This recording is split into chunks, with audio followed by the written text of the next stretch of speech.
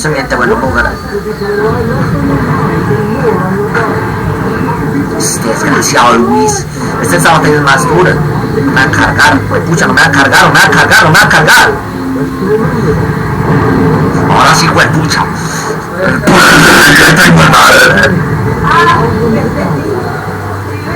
Va a ser el super destello final.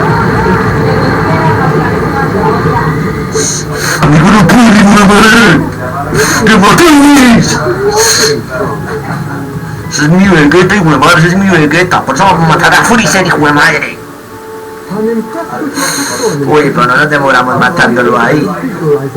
No es que lo ve de una.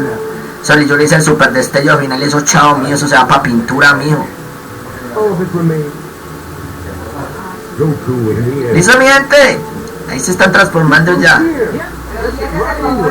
Bye bye.